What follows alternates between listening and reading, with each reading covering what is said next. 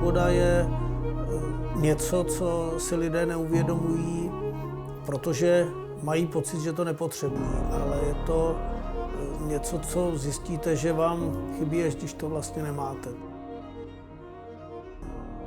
Komunizmus možno bola taká túžba ľudí žiť v rovnosti, slobode a v šťastí, ale žiaľ, táto túžba asi bola nereálna a praktické nástroje, ktoré sa použili na jej realizáciu, sa ukázali skôr ako zlé, škodlivé, protiľudské a diktátorské. Komunizmus bola jedna nezdravá ideológia, ktorá ničila človeka ako takého, jeho slobodu, jeho svedomie. To bol hrozne zločinecký systém, no.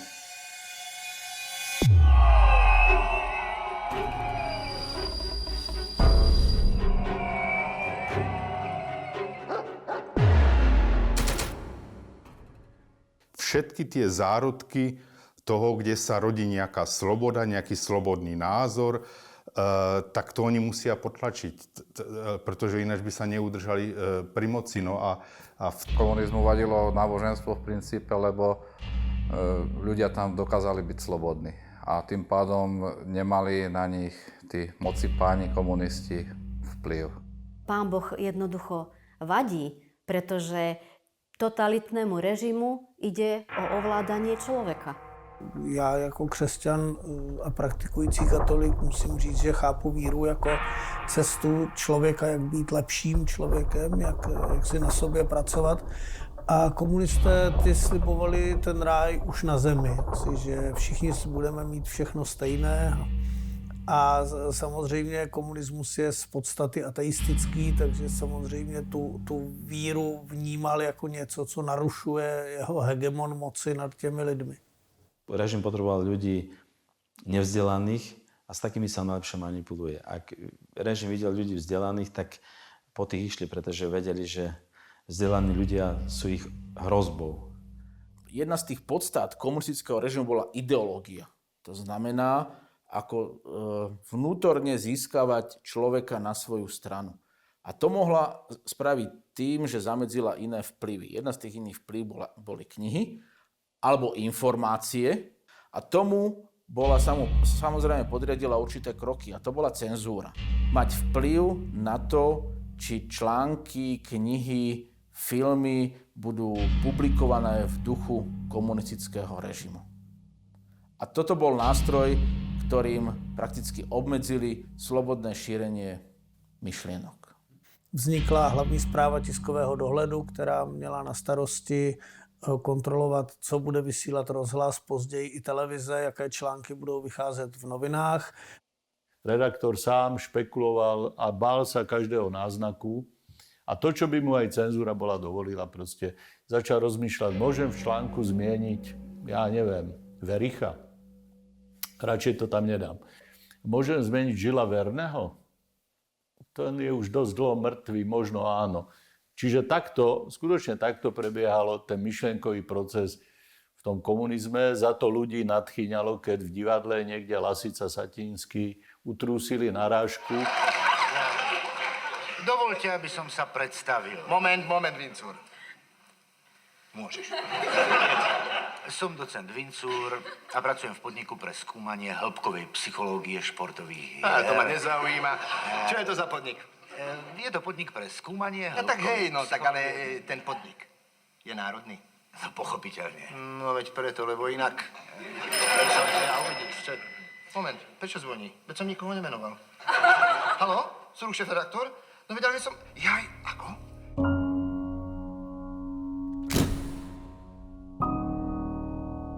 Mělo to i své takové směšné body, jako například Gustav Husák byl prezident Československa a jeho kniha o slovenském národním povstání byla zakázaná. Prišiel zoznam kníh, ktoré sú závadné pre štát a pre systém.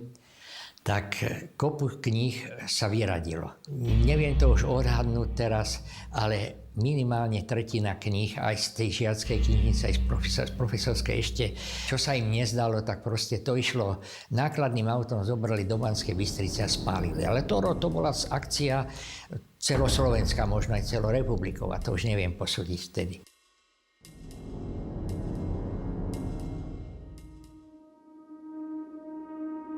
Bylo celkem logické, že vzniká prostor pro to, jako, aby ty informace bylo možné lidem dodávat jinak.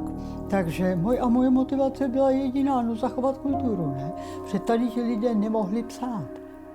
Ale začala jsem něco takového dělat, že jsem prostě do Londýna, Palach Press, začal s tím Petr Pithart, něco sem přišlo a tak dále. No a pak se tady vytvořila skupina lidí, kteří zase jsme se nescházeli. V skutočnosti išlo proste o skupiny dôverujúcich si ľudí. V tom bol celý kľúč. Tých skupín bolo niekoľko a tie skupiny pracovali nezávisle na sebe.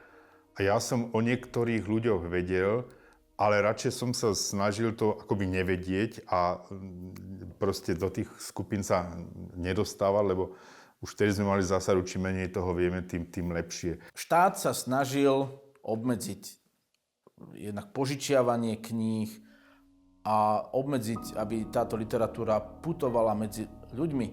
Tu je dôležité zdôrazniť, že jedna kniha nebola majiteľom jedného človeka.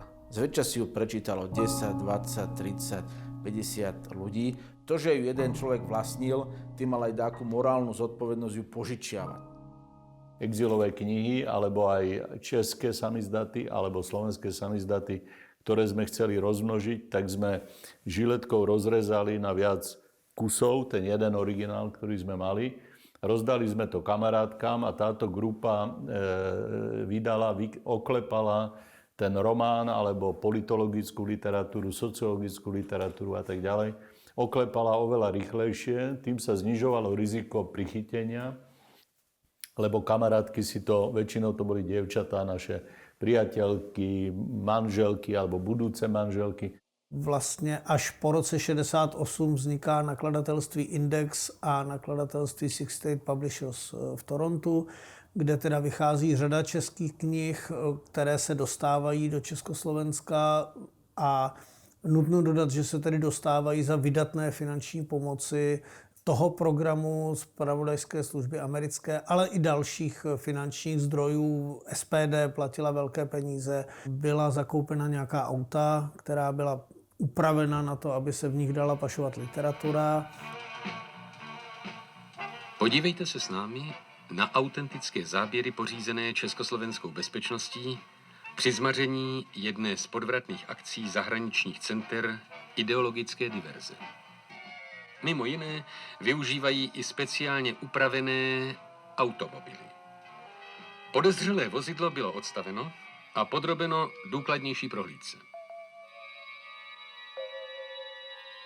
Ani v tomto případě emisaři, kteří přijeli do Československa na takzvanou turistickou cestu, neuspěli. Jaké turistické potřeby na třídenní pobyt v naší vlasti mikrobus skrývá? Řidič Tonon a jeho společnice Anisová budou muset lecos vysvětlit. Ta auta přijížděla několikrát ročně, většinou jednou za 2 měsíce, jednou za 3 měsíce. Jedno to auto bylo tedy zadrženo v roce 78, druhé potom v roce 81. Povšimněte si pozorně mikrobusu, který je právě odbavován. Cestují v něm západoněmečtí turisté Ulrika Ackermannová a Gerhard Küchen. Všimněte si pozorně staršího muže v bundě. Zapadá do všední atmosféry hlavního města. Až na drobnost. Drží v ruce jablko. Čeká. Aktérka hry vstupuje na scénu.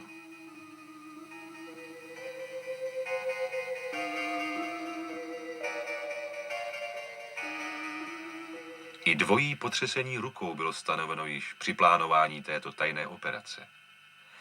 Nikdo z kolem jdoucích nepostřehl, že při prvním podání ruky změnil majitele útržek papíru, který je pro čekajícího muže velmi důležitý. Obsahuje kód úkrytu ideodiverzních tiskovin, dopravených na místo určení. Co vlastně západoněmečtí turisté převezli do Československa? Jedna ze schránek vydává svůj obsah. Listy, svědectví a další pomlouvačné plátky. A nejednalo se jen o několik výtisků. Stovky stran plné žluči, pomluv, výmyslů a nabádání od zahraničních odpadlíků i od jejich pomahačů v Československu. Tištěno česky, na kvalitním papíře, v paperbackové úpravě. Ale ne, pane Tigride. Republiku si podvracet nedáme. Československý trestní zákon tuto činnost nepřipouští.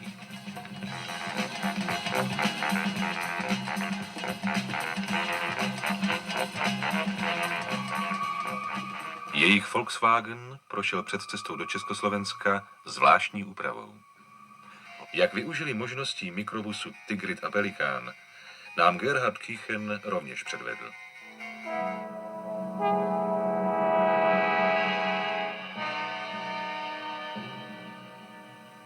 A osud tiskovin je jen jedna alternativa.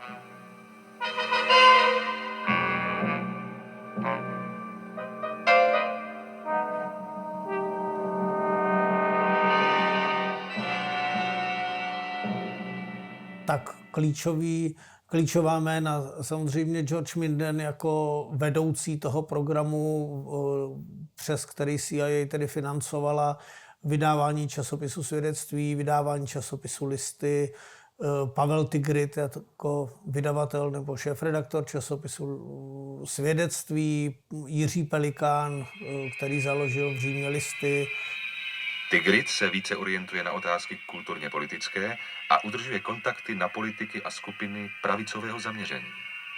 Pelikán se orientuje a udržuje kontakty na politiky a skupiny levicového zaměření. A tak v Římě vydává Pelikán Listy a Tigrit v Paříži dál Svědectví.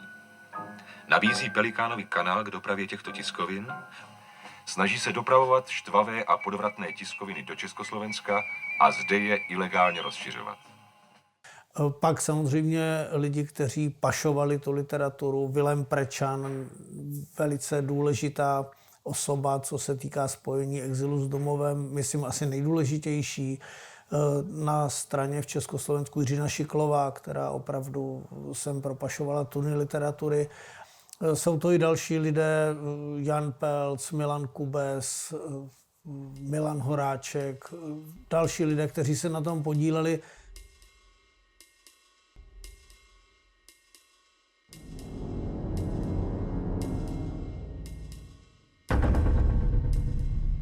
Režimu nesmierne vadila náboženská literatúra. V podstate ste si nevedeli kúpiť solidnú literatúru náboženskú, pretože tá jednoducho neexistovala. Takže to, čo nám začali vyprávať naši hostia zo Slovenska, v každom prípade bolo pre nás obrovským prekvapením a nezostalo vyšiť vo vzduchu. Cez Antona Hlinku začali sme potom po 80. roku organizovať obrovské transporty kníh. A to boli knihy, ktoré boli sem pašované v autách dvojitými dnami, stenami, ktoré zabezpečoval Anton Hlinka. Prakticky pomáhal aj získať finančné prostriedky, aby sa tie knihy mohli jednak vytlačiť. Alebo ak boli vytlačené v ústave Cyrila a Metoda v Ríme, tak aby boli dopravené do Mníchova. A on potom zabezpečoval distribúciu na Slovensku. Oni hovoria, že sme vydali niekoľko miliónov kníh. Tá spolupráca fungovala celé tie 80. roky perfektne. Celé nakladné auta kníh, dodávky tých polonakladných aut, osobné auta. Nemali sme čas už na nič. Nemali sme čas ani spať poradne. Z Polska sa dostávalo moc nielen náboženskej literatúry, ale aj disidentskej alebo z celej oblasti kultúry. Druhá z etáp bola, že Československo ako také bolo dosť prísne strážené, bol tu tvrdý komunistický režim oproti napríklad Poľsku alebo Maďarsku, tak jednoduchšie zo západu bolo priviesť literatúru do Poľska a tam cez katolické kruhy ich pašovať na Slovensku. A Anton Hlinka pomohol prepašovať cez svoje kontakty asi 100 000 kníh. To už nie je maličkosť. On sa snažil aj tak vysondovať istotne po konzultáciách aj s tunajšími, s disidentami, čo tí slovenskí veriaci čo potrebujú. Dával knihy tlačiť vo fiktívnych nakladateľstvách, ktoré nikdy neexistovali. MPK Bern. Tá skratka MPK znamená Mária pomocnica kresťanov. A najväčšiu finančnú pomoc poskytla organizácia Hilfsaktion Märtyrerkirche. Dalo by sa to preložiť asi pomocná akcia mučenickej cirkvi. Protestantská, ale alebo nadkonfesionálna. Podporovali prenasledovaných kresťanov na celom svete. A my sme mali taký zvyk, že každú novú knihu sme išli osláviť. Že išli sme buď spolu na obed, alebo na večeru, lebo otec hovorieval, to je ako keby sa narodilo dieťa.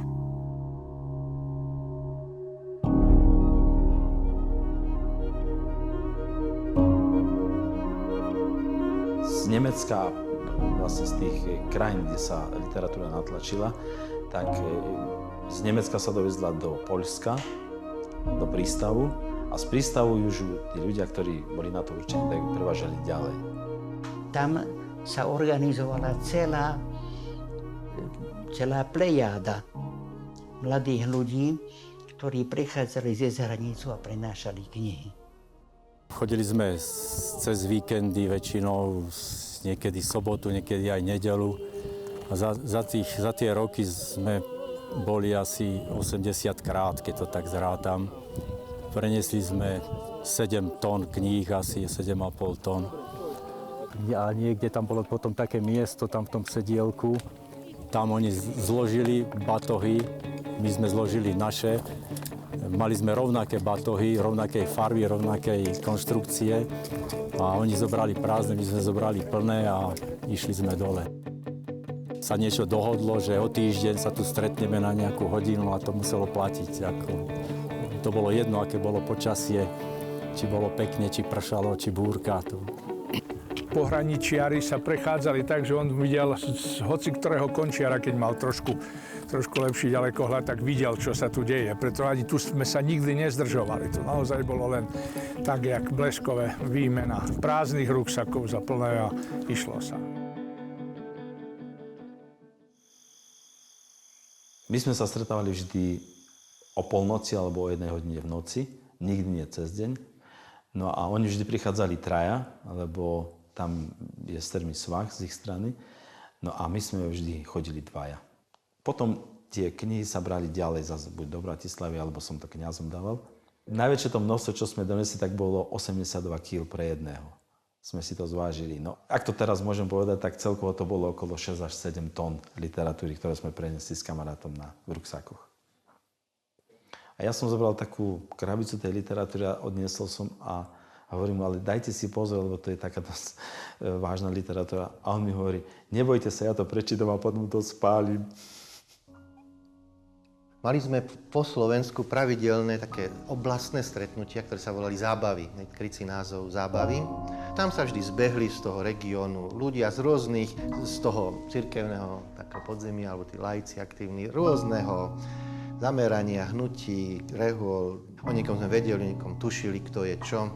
No a tam sa potom distribuovala aj literatúra, táto pašovaná zo západu.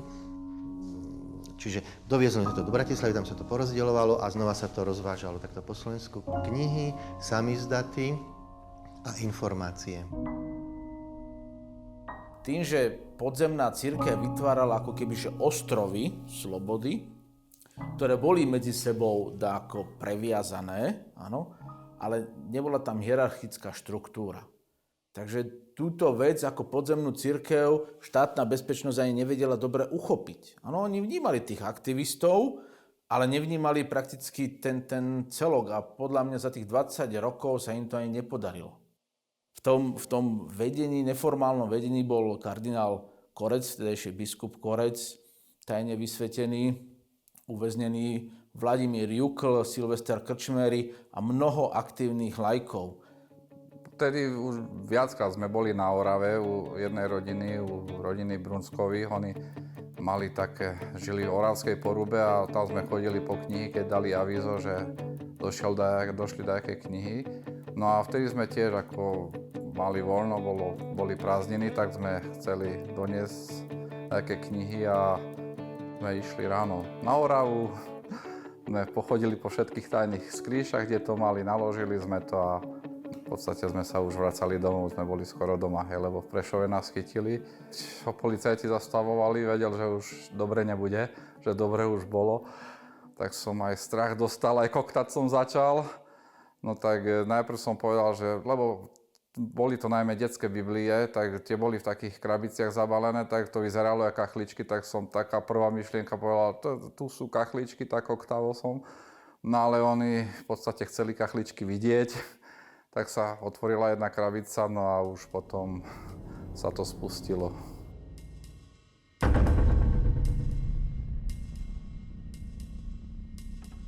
Čo si pamätám, bolo také, že ešte aj tú prvú noc také zastrašovanie, že vás vyhodíme zo školy a čo, keď nám nepoviete, ale ja som vedel, že viac menej nemôžem prezradiť ľudí, od ktorých to mám. Táto Biblia bola vtedy zachytená, keď sme viezli, je to Biblia pre deti a ja som rád, že som za takú dobrú knihu bol chytený.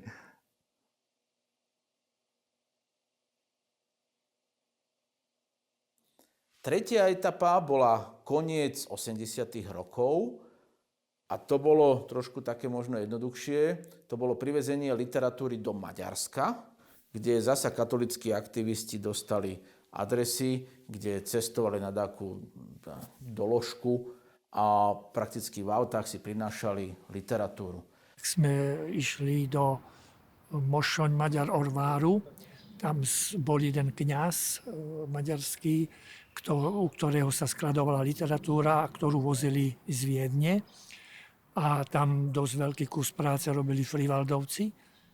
My sme tam tú literatúru naložili do aut, ale ma prekvapilo, že ten môj parťák hovoril, že ešte nemôžeme ísť, že musíme čakať, kým na colnici niečo vybaví. Tušil, aj on mi trošku povedal, ten môj parťák, že to bude colník, ktorý nám je naklonený a teda, že bude sa to dať spraviť. Aj na sedadlá vzadu sme dali a navrch sme hodili takú deku, loptu a ešte taký paradox, že teda pri mne sedela taká dievčina mladšia, ale tak teda, že sme vyzerali ako teda párik, je to také úsmevné. Ale takéto prekotiny sme všelijaké robili v tých časoch, vzhľadom k tomu, aby to neprasklo. No a bol som ja prekvapený tým, že ten colník teda tak urobil, čo bolo treba a zrazu tak ku mne prišiel a hovorí mi, že čo ste taký nervózni. A ja hovorím, však ja som není nervózny, ale však to vidieť na vás, to nemôžete to takto, keby vás videli, to hneď vás zoberú. Už mali takú skúsenosť, že to vedeli vidieť, tak som dosť takto bol prekvapený, ale som veľmi videl, že to išlo a takto to potom prebehlo viackrát.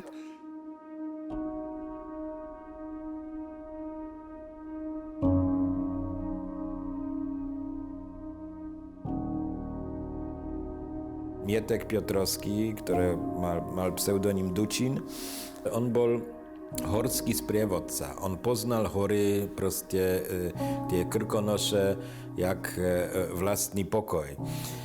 Takže on to proste zistil, kde by sa dalo A predovšetkým, čo bola fantastická vec, to myslím si, že to absolútne na Nobelovú cenu objav, že tie kameny hraničné na hranici mali nielen čísla, ale aj písmena. Že tam každý mal iný proste. Takže napríklad L14.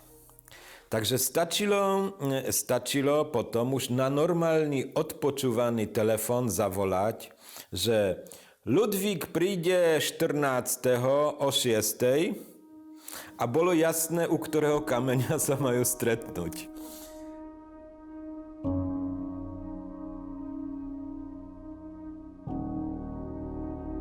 Tak nejak mi to dobre padlo, keď som dostal raz odkaz od Silva Krčmeryho, a to ja som vedel, Silvo Krčmery. Naznačil mi samozrejme, aké sú tam rizika a nebezpečenstva. No a ja som bol vyhodený zo seminára, už som vedel, že už nič horšie sa mi stať nemôže. A tie rizika, tak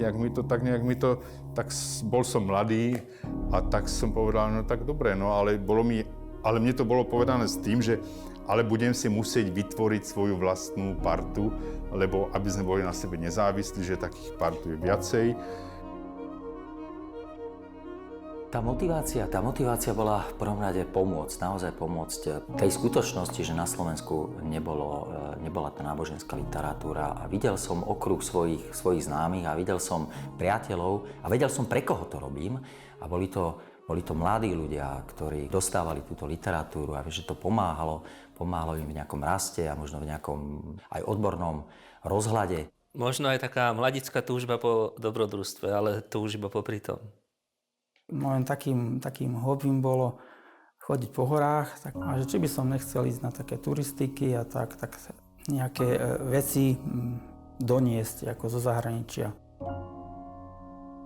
A to ani rodičia nikdy videli, že sme prišli autom, že máme ruksaky, že tam prespíme. Na najvyš sme povedali, no ideme na túru, ale to bolo fakt top secret, to sme nikomu o tom nehovorili. Keď sme prenášali tú literatúru a sme sa stretli, tak sme sa väčšinou vždy na nejakej takej mesačnej báze dohodli, kedy sa stretneme, kde, o koľkej. Tak to bolo v konečnom dôsledku dohodnuté aj na 12.12.83. Čo bol problém? Tak to bol problém ten, že akurát v ten deň začalo husto snežiť. A bola teda otázka, že ísť, neísť. Rozhodli sme sa, že pôjdeme. Tak sme tam išli a chvíľku sme sa s Poliakmi dohadovali. Po chvíli odišli a zrazu sme uvideli takú ozbrojenú dvojicu, ktorá išla po našich stopách v snehu a vtedy sme si uvedomili, že je zle.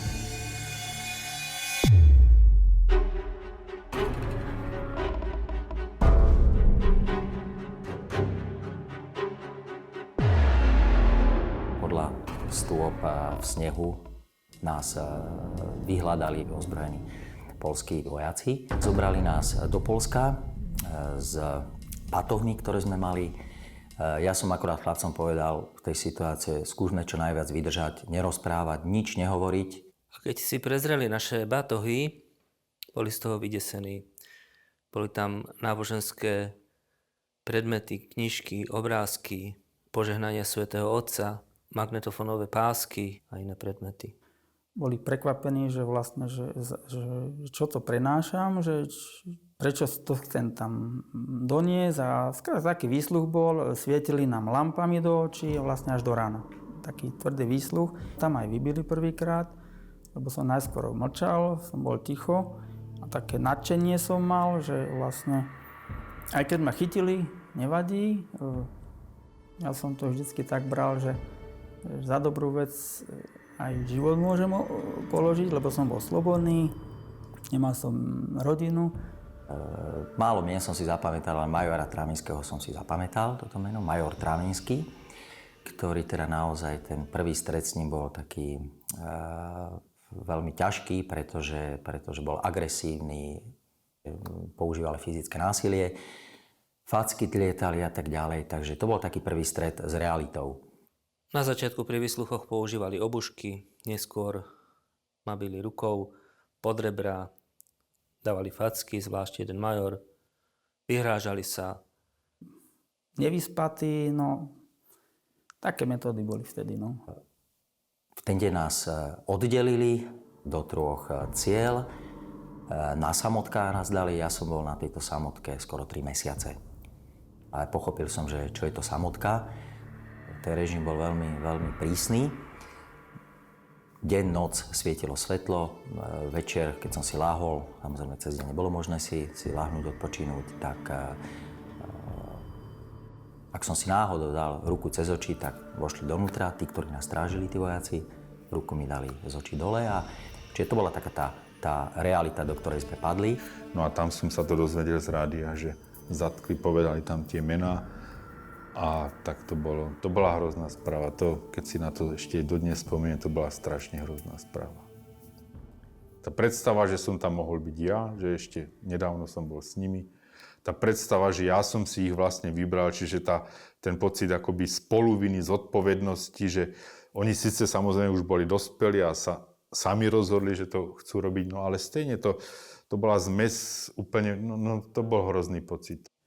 A začal mi z toho ísť pod kožu strach. To nadšenie mladické sa vytratilo a zostal som sám v takej neistote.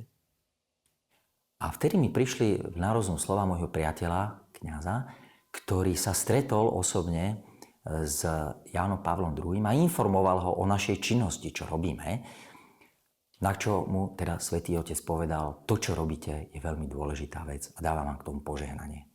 A naozaj tieto slova boli pre mňa veľmi povzbudivé. No a nezabudnem na ten večer, kde 24. decembra, kde som bol naozaj taký, aj ja tak vnútorne rozcítený, rozladený. Predstavoval som si v mysli, aké to je byť doma s rodinou. Veľmi ťažko som to prežíval, no a lahol som si spať a okolo polnoci počujem taký hluk, šum za dverami cely. Som sa nalakal, vstal som nevedel, čo sa deje, som si myslel, že ide ďalší výsluh, už som sa hovoril, že či už ani dneska nemajú čas tí vyšetrovatelia. Dvere cely sa pootvorili, ale som videl, jak jeden taký z tých vojakov podišiel k dverám a volal ma von, aby som vyšiel von. Tak nemal som čo iného robiť, tak vyšiel som von z cely a pred celou stáli až na jedného všetci tí vojaci, ktorí ma strážili. Stáli a do kolečka. Ja som sa naozaj bál, lebo som, bože môj, čo toto znamená? Zavolali ma medzi seba, že či toto je ďalší spôsob vyšetrovacích metód v Poľsku. A bol som milo prekvapený, keď jeden z tých vojakov predstúpil predo mňa s oplátkou v ruke a povedal mi, Bronek, my máme v Poľsku taký zvyk, že si lámeme oplátky na štedrý večer, lámeme si oplátky v rámci rodiny, priateľov, no a my vieme, za čo ty tu sedíš, že mnohí z nás sú veriaci, my vieme, za čo ty tu sedíš a chceme s tebe ako prejav takéto priateľstva, alebo jak by som to nazval, prejaviť aj my. No a bolo to veľmi také dojímavé, jak sme si tie oplátky lámali. Ja som teda mal slzy v očiach, priznám sa chlapsky, že som aj plakal od dojatia, lebo toto som v tom prostredí a v tom čase nečakal. Vrátil som sa naspäť na celu, čo bolo zaujímavé, nechali pootvorené dvere a pustili mi tí dvaja, ktorí vo dvojiciach strážili, pustili mi na rádio, poľskom rádiu omšu, polnočnú omšu z Krakova. Čiže pre mňa to bol taký veľmi, veľmi povzbudivý zážitok.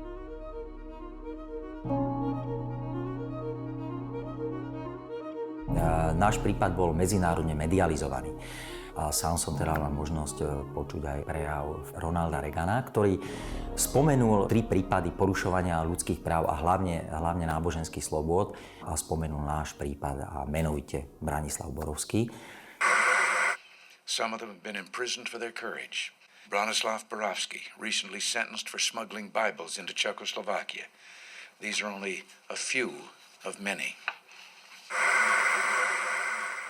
V čase, keď aj naši vyšetrovatelia zistili, že prípad je sledovaný medzinárodne, tak sa začali trošku už uvedomovať a začali si uvedomovať, že musia si dávať pozor aj na to, čo povedia. Ešte čo si pamätám, tak naši obhajcovia sa naozaj statočne správali a po tých rečiach, ktoré obhajcovia naši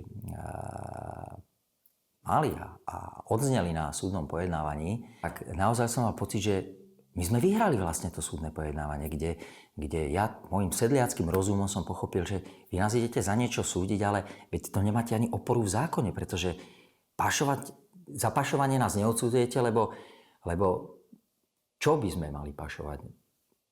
Bolo presne taxatívne vymenované zbranie, lieky, pornografický materiál a tak ďalej. Ale nebola tam náboženská literatúra. Potom ďalej opustenie republiky, veď my sme evidentne neopúšťali republiku. Ja teda aspoň som nemal chuť ani... Nepamätám si, že by niekto, keď tak emigroval do Poľska, myslím si, že tie strany, kde svetové sú, boli úplne inde, kde ľudia emigrovali, ale nie do Poľska. No a vytriezveli sme o 2 dní, keď vyniesol rozsudok doktor Lešták, tak sme boli obarení, myslím všetci, to sme nečakali. No ale až potom neskôr som pochopil, že výška trestu a vôbec rozhodnutie padlo nie v súdnej sieni, ale niekde na ústrednom výbore Komunistickej strany Slovenska. Takže taká bola realita. Ja myslím, že Gabajs konc Borovský treba vnímať z jednej takej dôležitej veci, že to bola výstraha, silná výstraha pre ostatných ľudí, ktorí niečo podobného ako robili s dosť takou silnou ako dohrou. Domnívám se, že pašování literatury v Čechách a na Slovensku bylo podobné, kdy tedy samozřejmě na Slovensko hlavní ten proud byl náboženská literatura, ale co bylo velmi rozdílné, byla samizdatová literatura, kde tedy na Slovensku působil nebo byl v provozu tajný offset, kdy tedy těch cyklostylů tam bylo řádově víc než v České republice a ten samizdat tam byl daleko rozšířenější, hlavně tedy katolický samizdat. Tak pre tento offsetový stroj sa vybudovala podzemná tlačiareň, ktorá bola v tom istom dome, ako bol ten sklad literatúry v dome Petra Murdzu. Predelená pivnica na 2 časti, je tam podzemný tunel, ktorým sa do tej tlačiarne išlo. Ale možno paradoxom tej doby, alebo krásou tej doby aj, Peter Murdza, u ktorého tento stroj, táto podzemná tlačiareň v dome bol tajným kňazom. Takže my sme dnes povedali 3 v jednom. Západní priatelia, ktoré to opäť išlo cez Antona Hlinku, sem poslali jeden offsetový stroj. A tu opäť treba poďakovať evangelickým priateľom alebo organizácii Open Doors, ktorí sa špecializovali čisto na to, aby sem pašovali alebo do komunistických krajín pašovali rozmnožovacie stroje. A v tom boli ako vynikajúci. Mali offsetový stroj, rozobrali na maličké súčiastky, pobalili ich podľa čísiel, alebo označili ich podľa čísiel. Prišli prví 2 ľudia, ktorí zväčša to boli manželia, ktorí išli formálne na výlet do Československa, doviezli sem všetky súčiastky, ktoré boli skryté v aute. Áno, odovzdali ich tým ľuďom, ktorým mali ako určené. A o 2 týždne sem prišli technici, ktorí poskladali tento stroj, zabehli ho a zaučili ako obsluhu. We had friends and there was an older couple and they went to Czechoslovakia for bringing things to the press. And it was all kind of bottles for, I don't know, maybe cleaning or whatever. And at the border they said, you have 12 bottles, what is these bottles? Oh, we just want to take it because we can drink something. But they didn't believe it was for drinking. And then they said, well, okay, show me that it is for drinking. So take some from the bottle and drink it. And then they prayed a very short prayer and they take a bottle and it was a good one with the water. So if they took the other 11, they wouldn't have come to Czechoslovakia and they were poisoned. Yeah, so that's amazing. Tento stroj prišiel začiatkom 80. rokov. On putoval po rodinách. Na začiatku rodinné spoločenstva sa ho ujali. Silvo Krčmery mi hovorí, počujte, a Vy ste v Šenkvicách, aký máte dom? Je to dom ogradený? Že z jednej strany je múr, z druhej strany je múr. Počujte, vy pôjdete Ivanovi Polanskému pre stroj, Fračiarenský, lebo ten dostal 4 roky basy, 2 roky si odslúžil a ešte bol tedy Ivan Polanský doma, tak ma zacvičil a ja, že pôjdem pre ten stroj s mojím autom Octaviu. Naložili sme stroj. Už jak som mal naštartovať, prišla jedna ženička za mnou a mi hovorí, prosím vás pekne, vy keď máte číslo bratislavské, by ste mi mohli do Bratislavy zebrať periny? Vykúpenie bolo pre mňa. Periny sa nahodili, ten stroj pozakrývali. Idem asi tak 30 kilometrov. Zastavili mňa SMBáci. Čo veziete? Otvorili kufr. Ja stehujem. Tak môžete ísť ďalej. Chvála Pánu Bohu. Stroj bol po tým perináli. Keď sme tam chodili, sa modli za svätého Otca každý prvý piatok, tak tedy nás zase eštebáci tak prenasledovali, čo sme tam prišli s autami, všetky gumy boli prázdne.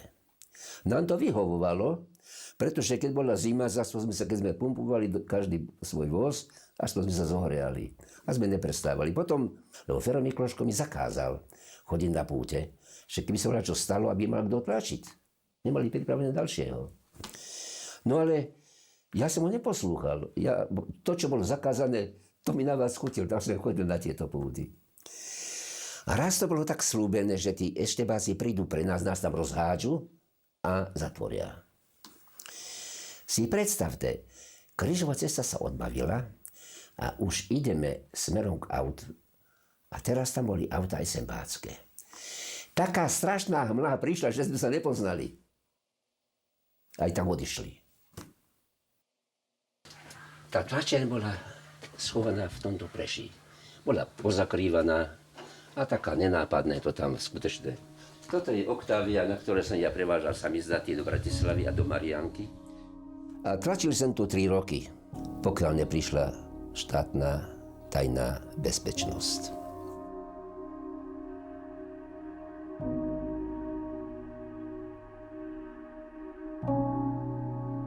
My sme jednoducho prijímali tú situáciu, aká je, a v nej sme konali. My si vždy vážili tie osobné stretnutia. Boli sme vždy slobodní. Tam, niekde v Roháčoch, či na Babí Gore, to bola obrovská radosť, že sme slobodní ľudia. Stačilo 15 minút a vracali sme sa obnovení, nadšení, usmiatí. Až neskôr som zistil, že malo to taký obrovský význam a dodneska si to vážime, že sme sa dali touto cestou a že sme vlastne aj kopu Slovákom pomohli. Nechcem uveriť dneska, že pri toľkých cestách pod Pilsko, alebo teda ku hranici, že nás nikto nechytil. To je neuveriteľné, až by som povedal, že to skoro ako zázrak je. Môžem povedať naozaj s odstupom času, že to boli doteraz moje najkrajšie roky. Bo to boli naozaj roky intenzívnej a zmysluplnej práce. To ma tak veľmi, veľmi dojalo a ešte ma to aj dojíma, na to myslím veľmi, keď som poslal poštou balíček na Slovensko do Bánoviec nad Beberovou. Ona potom mi písala a ďakovala za knihy a hovorila, ďakujem vám, že ste mi vrátili nádej. To bolo nádherné.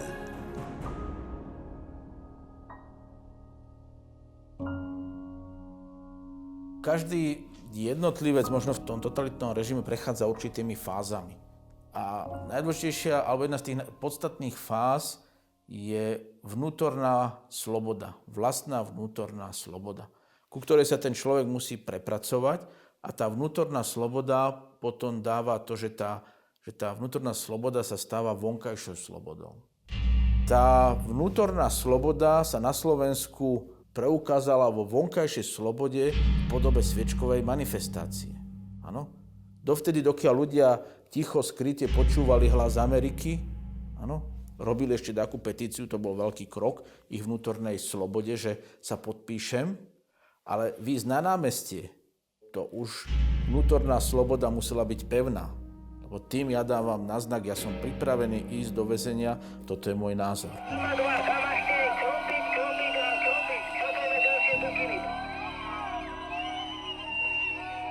Nespochybniteľne samizdatí a prepašovaná literatúra mali na tom podiel. Podle mě ta akce měla ohromný význam, protože přece jenom ukazovala, že ten komunismus není všemocný, že je možné nějakým způsobem překonat cenzuru, je možné nějakým způsobem obejít ty zákazy. No bolo to príjemné, to trošku po takej kapke tiež robilo tú dieru, ktorá potom spôsobila, že tá zeď spadla. A 17.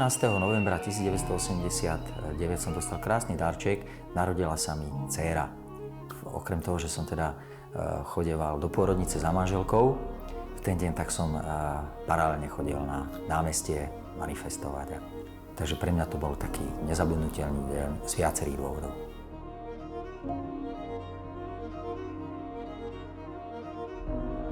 Tým pádom komunizmu skončila nejaká etapa, ale neodstránili sa problémy spoločnosti. Určite nie všetky. No. K slobode sa treba trocha vychovávať alebo učiť. Myslím si, že to u nás bolo tak trocha, ako keď pustíte psa z reťaze. Že zrazu nevie, čo s tou slobodou. Po jednej stránke je rád, ale nevie si poradiť.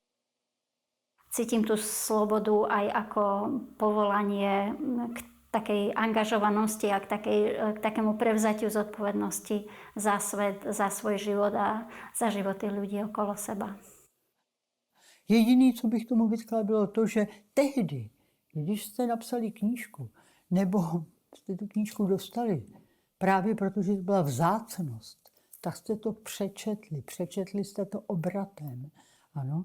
A teda dalo by se říct, že ta kultura byla zde na Slovensku všude využitá až do toho posledního zrníčka. No dneska samozřejmě si tu knížku koupíte, nebo ne vždycky, ale mnozí a řeknete si, to si přečtu. A takhle to strčíte do knihovny a tam to zůstává.